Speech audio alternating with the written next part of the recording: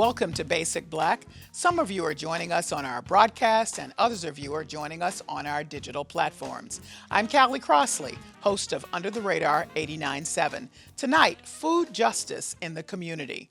We, like you, are dealing with the effects of the coronavirus pandemic and are taking precautions. We are working with limited staff and our guests are joining us remotely. 1/3 of Black Massachusetts families and 1 in 4 of Latinx families can't be certain about where they'll get their next meals. Their neighborhoods are most likely to have many fast food restaurants and least likely to have a nearby grocery store, often the result of racist commercial zoning. Food justice activists are organizing to help communities of color grow fresh produce, and they are working with Mayor Michelle Wu's administration as part of a new initiative which would make healthy, culturally relevant foods affordable. How can the food justice movement help communities of color slow the rise of food insecurity, which the pandemic made worse? Joining us remotely, Patricia Spence, President and CEO of the Urban Farming Institute in Dorchester. Vivien Morris, registered dietitian and founder of the Mattapan Food and Fitness Coalition. Hae-In Kim, Deputy Director of Planning and Development for the Mayor's Office of Food Justice in Boston. And Cassandria Campbell, co-founder, Fresh Food Generation. Welcome to all of you. So, Hae-In, I'm going to start with you because I had not heard the term food justice until getting ready for this conversation. So the last conversation I had about food and access and its impact on communities of color, we were talking about food deserts. But food justice really addresses a broader, more expansive take on how to connect communities of color with access to healthy foods. So tell me about what that means and then how the mayor's office is working to address that. Sure. Thank you so much for having me. I'm really excited to be on today. So food justice at its core is really the basic right for everyone to have access to culturally relevant and healthy foods. It's a place where racial justice, economic justice, and environmental justice intersect.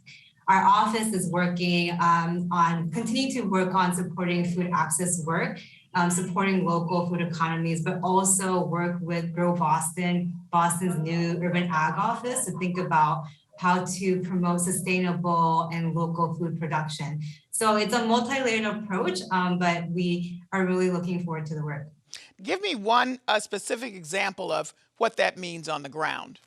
Yeah, on the ground, I think we did a pilot around raised beds last year where we are working with 5 local farmers to build raised beds for low-income families. So food justice is thinking about how and where that food is produced and also who is receiving on the receiving end of that food production. Okay.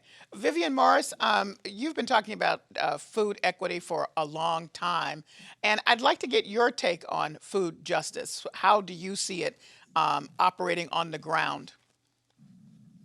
Well, food justice is something that we've been advocating for, but that's been part of the struggle of all low-income families, and particularly families of color in this country from the beginning. Right now, what we've been trying to focus on is helping people to have both a better understanding of what healthy foods are, but also to appreciate those cultural foods that are part of their traditions that are very good for them, healthy for them, and how to have them both accessible and affordable, including how to grow your own. Mm-hmm. All right, Cassandria, pick up from there. That's extremely important to us as well. We have a restaurant in the Codman Square area, not too far from the Urban Farming Institute. And we try to really focus on culturally relevant, healthy foods. So for example, during the summertime, we get our collards from the Urban Farming Institute. We cook it with very healthy processes, and we serve it up at our restaurant at an affordable price. Okay. Patricia, you're with the Urban Farm Institute, and you've already said that a collard grown coming right out of the ground and immediately going to somebody is way different from what I could get at the grocery store. And our key in the area of food justice is certainly to grow the freshest possible food, like those collard greens, in our community. And not only that, but to teach our community how to grow their own food. So you're either accessing it at a farm stand, be it Vivien's or be it the Urban Farming Institutes, or you're teaching children in Boston Public Schools how to grow. You're building raised beds in backyards. We will have built about 100 by the end of the spring. It's all about access. But the key for us is not just access for food, fresh food, but the freshest possible food that you might not be able to get at a store if you have a store nearby. So it's about access and actually taking control of the food process in our communities. And I will add, it's so important to say, doing it in partnership with the very people that are on today. Okay, great. Critically important. We actually have a meal bag program that we started in the pandemic. And who did we go to provide those meals for us? Fresh Food Generation. So, and who helped us distribute? Mattapan Food and Fitness. So we're all working in partnership and absolutely with the city of Boston as well. And as I understand it, somebody from one of your graduates or somebody that worked with you is now in the mayor's office or working with the mayor's office. Absolutely, absolutely. Grow Boston. I'm not sure who you're referencing. Yes. Grow Boston. But that's the importance of this movement. She managed a farm. She knows exactly the importance of what we're doing. She actually served as a board member as well with UFI. And now she's continuing on that same theme of how can we create more access to land so that not only the community can be stewards of our own land, but we can grow the freshest possible produce, again, in partnership with everybody here today. All right. I want to unpack a lot of what you all have laid on the table, but I first want to put this in some context. So the Consumer Price Index just announced this week what the price index was looking like for groceries for everybody right now. And I don't need to tell you that inflation has driven up the prices immensely. It's 8.8% higher in March, which is the last time they have stats for, than it was a year ago. And they're already saying that this is going to go up the rest of the year. And it's gone up in every sector. So in other words, meat is more expensive, more expensive than fish and seafood. Same thing for dairy, same thing for produce. So we're in a context where it's expensive for everyone, and in communities of color that have already suffered a lack of access now, and by the way, slower to come out from the impact of hunger during the pandemic. This is it's an inflection point, as everybody has said, right? We have to move forward and taking control in many ways. So let me go back to you, Cassandria, and talk about why what you're doing with Fresh Food Generation is really demonstrating that you can get a grip and move in a different direction and get some of this fresh food that is culturally relevant in the neighborhoods that need it most. Yeah, as a food business, we have been severely impacted by the pandemic, and we have seen inflation in food prices. And we have had to be creative about how we go about that approach. And so one of the strategies that has worked for us is working with local farmers and local partners who really understand the importance of making sure that people can walk down the street in their neighborhood, whether or not they're low income or making above 100K, and get something that's healthy and access it. And so during the pandemic, we found that the best partners were our local farms, and we started working with the Urban Farming Institute, who also has a commitment to make sure that all the produce that they're providing is affordable. So incorporating that into our menu allows us to keep prices down and serve it at an affordable rate to our community. And let's pick up on the culturally relevant, which I want all of you to touch on. In your team, Cassandria, you have folks from across the diaspora of the Caribbean. So you're looking to create healthy foods that are using very familiar kinds of food items to people from these immigrant communities and Black communities? Yeah, two of our best-selling items is our empanadas, and they are filled with, ingredients sourced from local farms, meat that's quality. So, for example, we have grass-fed beef. It just tastes different. It's better for your body, right?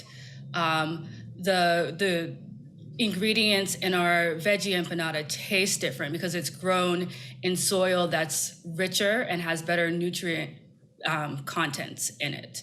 So it's really important to us that we turn something like an empanada that's really familiar to people into something that can be really healthy for people. Our next best-selling item is our jerk chicken. Turns out you can get all the ingredients to make jerk sauce in New England, right? So scallions, habaneros, onions. We're able to get that from the Food Project and make it in big batches for 400 people at a time and freeze it so that we have it over the winter to be able to cook our chicken in. And Patricia, I love your story about going out and seeing something in a wheelbarrow that somebody thought was weeds, and guess what? It wasn't. Well, they'll still call it weeds, but it's amaranth. It's actually callaloo. So my family's from Jamaica. That's the green, opposed to, for example, a collard green. We really use a lot of callaloo. And that day when I saw it at the beginning of my work with UFI, they finally said, oh, just take the 2 wheelbarrows. Took them home to my elder mom, and she cleaned them all up and called all her elder Jamaican friends over. I've got free callaloo. And at that point, in talking with our farmers, I said, this is a great market. You can't get this stuff easily. And so now that's one of our biggest sellers at our Friday farm stands, callaloo. And then also we're growing the things that go with it. I mean, thyme, again, for if you're a West Indian, thyme is an important ingredient. So we're basically growing lots of things that are connected with different cultural recipes. And for me, okra, I'm from the South, but okra, you also say, is very relevant for Haitian Americans. Well, eggplant and okra. And I have to say, we had 8-foot tall okra. If you've seen okra before, we're not sure why it was that tall, but we had just a ton of okra last year, and it went as fast as we could pick it. So that is certainly another key crop for the areas of Roxbury, Dorchester, and Mattapan, our focus. Back over to you, Vivien, about this culturally relevant food. So it's culturally relevant that people can recognize, but sometimes it takes them a minute. You're a registered dietitian, so you know this, to become accustomed to its preparation in a healthier way. But you can change people's minds over time, as I understand. Right. And I guess I would say that historically, the food that was cooked by people of color, and again, I'm also historically from the South and grew up there before moving to Boston. People did both grow food in a really wonderful and healthy way, but they also cooked it in a healthy way. And there's been this movement about how we historically recognize even the diets of Blacks in the South. Things like fried chicken were something that were eaten occasionally, right? But a lot of the times we ate beans with rice, right? So we got our protein largely from plants historically. And then occasionally we would also have things that maybe had a little bit more fat in them. So I don't want us to have this view that our historical diets were unhealthy. Actually, the further you go back, our diets were healthier than they are now. And what we need now is actually more sharing of basic knowledge about healthy cooking. And that's one of the things that we're doing with Mattapan Food and Fitness Coalition, working with other groups like Bond of Color, Boston Organization of Nutritionists and Dietitians of Color, to do more basic teaching to both young people and people of all ages about healthier ways to make that same food that we love, but do it so that there's, less added fat, less salt, other things that make those wonderful fruits and vegetables and peas and other things taste really good, but be as healthy as possible. And Hayen, one of the things that the Mayor Wu's office in the larger office and Grow Boston are both doing are working with young people around some of these issues. But also I wanted to talk to you about some policy that can potentially make a better space for more empowerment in communities of color and less intrusion by some of the entities that have been there forever with unhealthy food. So there is a policy coming out of the Wu administration that says you cannot build certain kinds of fast food restaurants in poorer neighborhoods. Talk about why this is important as we're talking about food justice. Thanks so much for that question. Yeah, I think physical access to food is a really big part of food justice. We know that historic policies have disenfranchised communities of color and made it hard for those communities to physically access grocery stores or get to places in their neighborhood where their healthy food is available. Yeah, so it's really important to have that kind of framing when we're talking about food justice, because it's about education and it's about encouraging food production, but also thinking about the structural factors that we need to address in order to meet the needs of our communities. And when you are able to put some teeth behind keeping out certain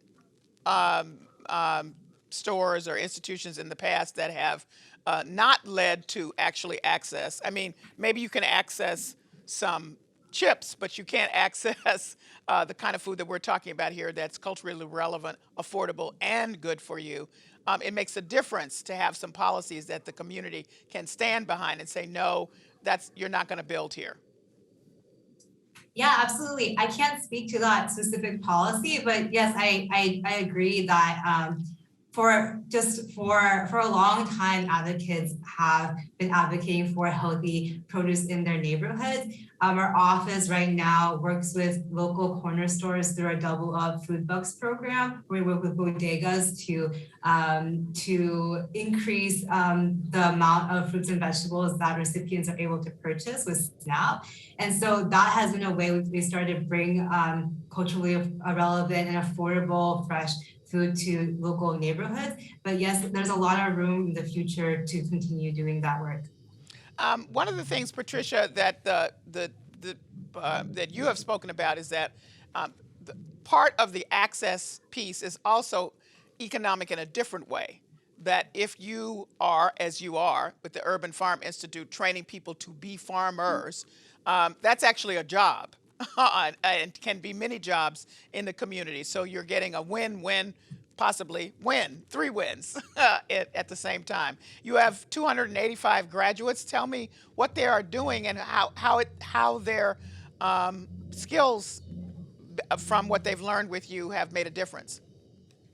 Well, number one, you're creating an ecosystem of folks that are wonderful stewards of land, folks that are growing food, and then having the capability to work at a Commonwealth kitchen or a fresh food generation or a World Farmers or an Allendale farm. And so that's what we're creating. And not only that, but it's important not just to do that training, but then bring those folks back to the Urban Farming Institute as well. Of a staff of around 11 to 12 right now, I think about at least 6 people have gone through our training program. The first picture you showed was of McD, and he started with the first urban farmer training class in 2013. He still is working with us right now. And folks also go on to, again, become definitely urban farmers, but they're all growing. They're in schools. They're teaching rooftop farming. They might be teaching children in the back of the school how to grow. And then UFI will come in and build raised beds. So it truly is that system that we're creating. And again, all the folks here on the panel, we're all working together and building more and more and more opportunities. Vivien Morris is doing the same. Cassandria is doing the same. And we're, again, elevating our community and being able to teach other people. The teachers become the teachers. Let me ask you a question, Patricia, before I move on to some of my other guests. What's the difference between an urban farm parcel, because you have several around the city, that's, professional, that's how my description of it, than something I might make in my yard? I'm not a gardener, but you get my point. What's the difference? We're growing to sell. Okay. It's commercial. We're growing to sell, opposed to just gardening. Okay. But in what we do, we are also, as we have our backyard raised bed program, we are certainly teaching the community to grow their own food as well. Okay. It's great when you come to the farm stand, but let's teach you how to do it.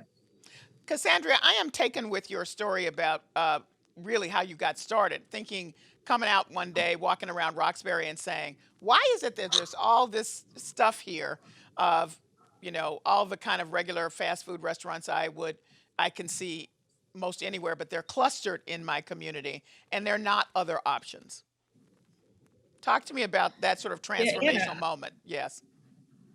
Fresh Regeneration started in 2015, and I always say that it was very self-serving, right? I wanted to live in a neighborhood where I could walk down the street and get something healthy to eat. I was noticing that every time I wanted to eat healthy, I had to hop in my car and go to another neighborhood. And I know that that's a privilege to have a car, to be able to know that there's other healthier options in other places. And I really just want to make sure that when I do have kids, they can have the joy of walking down the street and having options. And so in 2015, I think Vivien Morris knows the statistics probably better than anyone else. Mattapan had the highest diabetes, highest obesity rate in the city. If you are an adult living in Mattapan, there was a 30% chance that you were going to be obese. And that has to do with the food opportunities in that neighborhood.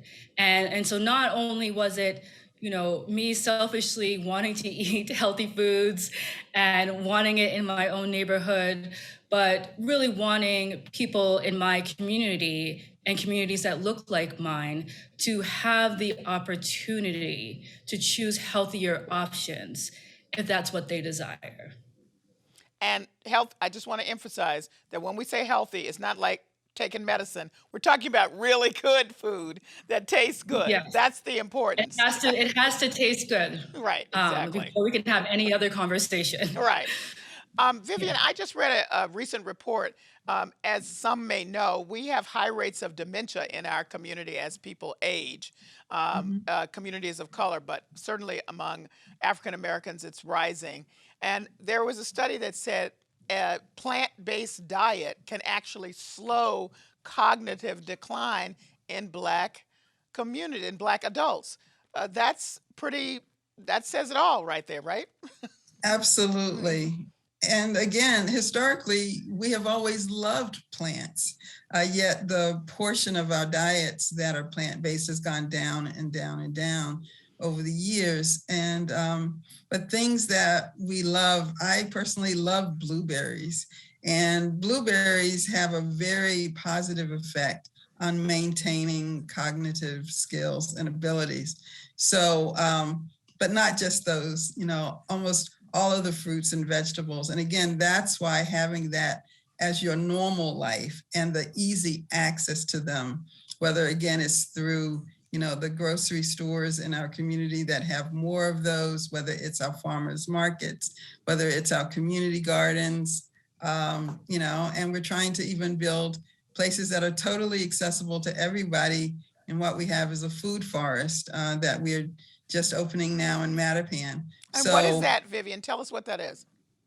So a food forest is a forest type place with lots of trees, but that also focuses on plant-bearing, fruit-bearing trees, shrubs, etc. So in ours, we have pear trees, we have pawpaw trees, we have cherry trees, we have blueberry bushes, we have grapevines, and it's totally open to the public. So anybody walking through that neighborhood can come right in. If it's the season when those things are ripe, just pick it and eat it. Okay. Hey, and I just wanted to emphasize that there are some programs that that people need to know about, that SNAP, formerly known as food stamps, long ago changed the policy about being able to be used at farmers markets. So that's very important. But you also say there's some upcoming programs like Summer Eats that communities should know about as well. Yeah, thank you for the opportunity to speak on our program. So we have like the Double Up program I spoke about. We have those SNAP incentive programs as well as HIP, which you just mentioned at farmers markets. We have a program called Boston Eats, which is a summer program that offers free meals to youth under 18 across the city. So we partner with community-based organizations, libraries, other areas where youth congregate, and anyone who's under 18 can come and receive a free meal there. So please look out for that. And if you're interested in being a site, please let us know too.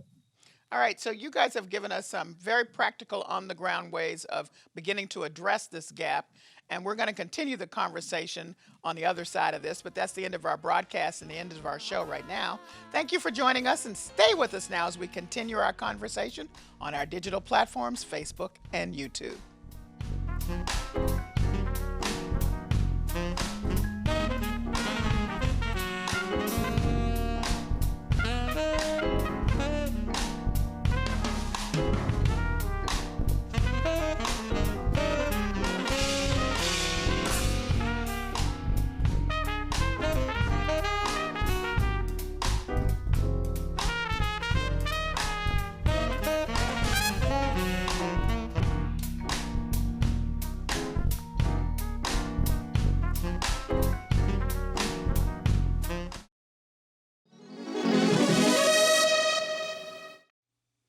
I'm Callie Crossley, host of Under the Radar 89.7. We are on Facebook and YouTube with our post show, continuing our discussion on food access and the food justice movement. As we talked about in the broadcast part of our discussion, the communities of color have been slower to recover from, I'm saying the height of COVID, because COVID is still ongoing. But at the height of COVID, as we know, there were many, many stories about what the professionals called food insecurity, what I might call hunger. A lot of folks just trying to make ends meet and get something on the table at the same time. So now we have not yet recovered from that piece and inflation squeezing, but all of your very good efforts to try to address this. So where do you think we are? What's the status now? Are we better off than we might have been a year ago? I'm just trying to get a sense of where you think the pressure points are. I'll start with you, Vivien.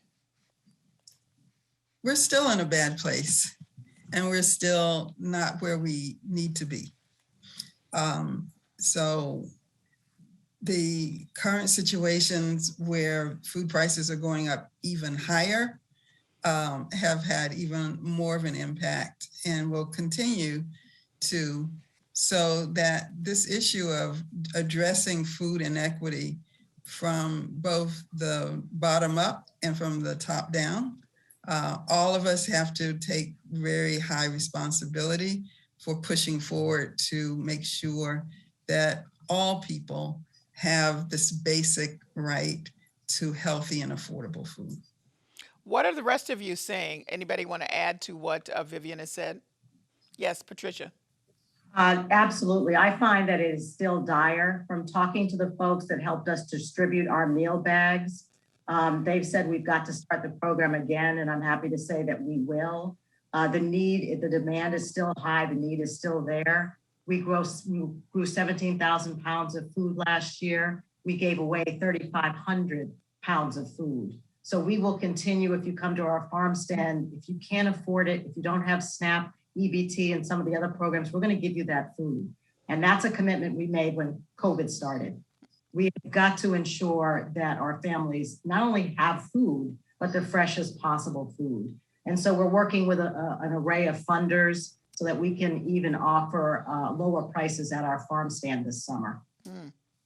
Cassandria, you were at one point had turned to packaging meals. What's your assessment now of from what you've seen, personally?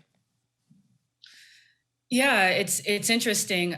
We are still providing grocery boxes for low-income individuals, and we're working in conjunction with Mass General Brigham in doing that. And the families that are receiving these grocery boxes continue to express how grateful they are for it, how dependent they are on it. And so, if one of our drivers happens to miss someone on their route, we get a phone call because that family is depending on that grocery box. And, as a restaurant owner, one of my biggest responsibilities is making sure that we are not contributing to Boston's income inequality, and making sure that the folks who are working with us can indeed afford to be able to buy their own affordable produce and meats. And it's really challenging, right? Everyone on our team gets paid a living wage, lives within walking distance of the restaurant.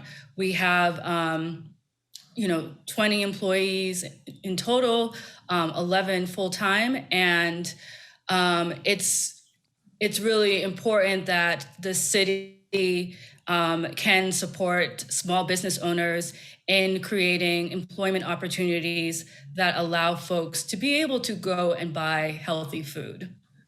Hey, and what's happening at Mayor Wu's office? Because you must be getting all kinds of solicitations all the time. So, what's your assessment from a city administrative point of view about what you're seeing? What's going on? Yeah, so sorry, definitely the need is still high. And I think something else that we've heard is that not only is the need high, but there's also a labor shortage in a lot of areas of the work where folks are struggling with having that capacity to meet the need. Wait, So hold on. What does that mean? A waiver shortage? a labor Oh, labor labor shortage, shortage. labor, Sorry, yeah, labor. yeah. Sorry. Okay, go ahead. Yeah, Yeah. yeah. So I think there's just concerns across the board. For us, we're thinking, I think our job is to uplift the work of our partners who are doing amazing work, like the folks on today. But it's also to think about what gaps exist that aren't being filled otherwise. So there isn't federal and state funding to the same levels there were in the beginning of the pandemic. But this year we are re-implementing our farmers market coupon program. We're partnering with local community organizations like Mattapan Food and Fitness to target community members who don't qualify for resources like SNAP, because not everyone qualifies for those resources. So we're hoping by doing programs like that, we've helped meet at least some of the need on the ground and in the gaps that are not being filled. Well, also sometimes people don't know they're eligible too. So I don't know what that percentage is, but I am aware from talking to folks at Project Bread that they spend a lot of time trying to identify people who are missing out on benefits they could have, particularly families with children, because we know we have some of the hungriest children, wide numbers in Massachusetts. One of the other things I wanted to speak to you about, though, is is that there was a time during the height of the pandemic when the discussion came up that there would not be city funded or government funded programs available to people who were immigrants. It may have also been refugees, but I think that's changed. Yeah, so our farmers market programs intended to target immigrants and others that don't qualify for federal programs. And then we are hoping to also receive future funding to support evacuees, like Afghan evacuees who don't qualify for those programs when they first come to the States. There's a couple month lag time for those services. So that we're hoping for that funding to come through, and decisions around that should be clear before the summer. All right, I have a question for all of you. And what do you think is the single most important thing that can happen or is happening that makes helps to make a significant difference in closing the gap between folks who don't have access and people who need to have access to healthy and cultural and affordable food? Anybody can start.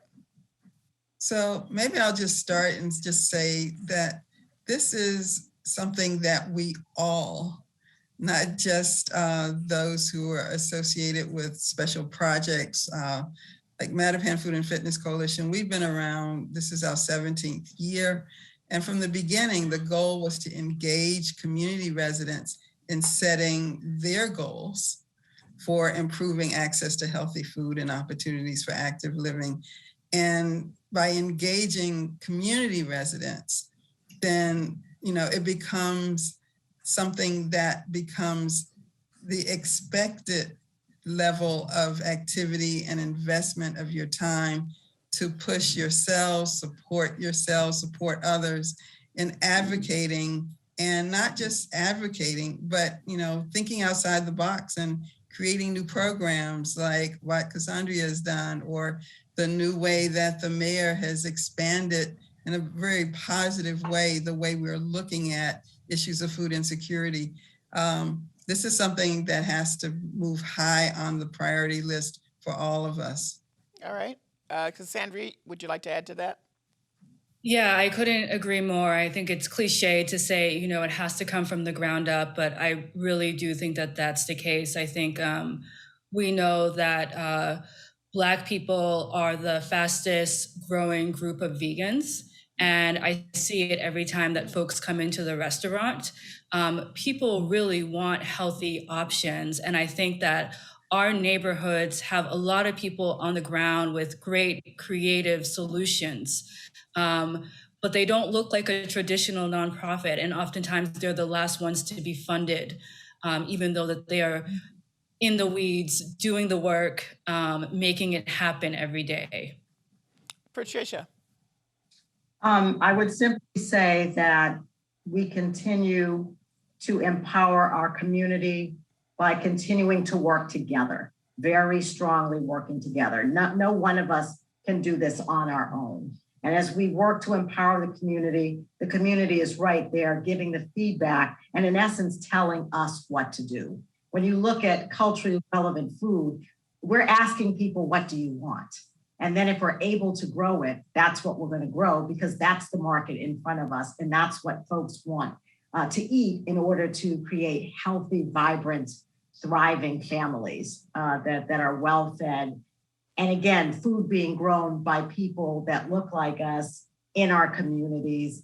And then we're teaching the babies, et cetera, to do the next thing in the next generation. So we're in essence creating the next generation of urban farmers, healthy eaters, vegetarians. It's all happening in this empowerment of a movement. Hey, and what would you say? Yeah, I couldn't agree more. I think it's the role of the city to listen to community voices and provide a platform for community leadership. So looking forward to continue doing that work, and agree with Patricia. We have to invest in our youth. The youth are the ones that are going to live in a world where climate change will impact their food systems really drastically. So we're looking forward to that continued engagement. And then from on collaboration, I agree it takes all of us. And from the office's perspective, we're investing in deep collaboration with the Grow Boston office, because the work has to be systemic and has to be in partnership with everyone. So President Biden is having a summit in September. I don't know if you all have heard, looking at issues of hunger and improving nutrition across the nation. I wonder if each of you have one thing you'd hope would be a part of that discussion. Anybody? I would say that I hope businesses are included in that discussion. I think prior to the pandemic, we didn't realize just how important restaurants are to the fabric of our community. And I think when things fell apart, it became very clear that restaurants can be a part of the change in a different way that we imagined. And I'd be really interested in seeing the Biden administration not only think about the role of government and the role of the nonprofit sector in solving nutrition, but how do we, support businesses in, making our food world better. Patricia? I actually would hope that in any summit of that nature, that somehow, some way, local residents were actually included so that they can hear the real voices. And when I say local residents, that's also youth as well, how they're experiencing food justice, how they're just eating, how are they accessing food. I just hope they would include real stories and real stories of our urban farmers as well that are actually growing the food for our community. That's very important to me. They hear the real story. Vivien? Well, I would say, the data about food and health are very clear. So I think that needs to be the base. But then we also need to address these long-standing historic inequities. So farming, what has happened to farmers of color over time, that really needs to be addressed, that connection to health. Sadly, the number of dietitians of color has gone down markedly over the last number of years, largely because of the lack of support for HBCUs, historically Black colleges and universities, who had historically had nutrition programs, and over time were not able to continue those because of changes that they weren't able to keep up with. So there are just so many ways that historic racism impacts our access to healthy, affordable food. As a matter of fact, Vivien, my dear aunt, was for many years at Southern University teaching diet and nutrition. So I hadn't thought about that until you just mentioned it. Now, and I would assume with the kind of initiative and the emphasis that Mayor Wu has made, that there might be some actual direct communication with the Biden administration about this summit. I hope so. We haven't received such communication yet, but I know the summit's gonna happen in September. So look forward to the conversations leading up to it. All right. Well, I thank you all for joining me. A very eye-opening conversation. And I'll see you this summer at the farm stand somewhere. Thank you.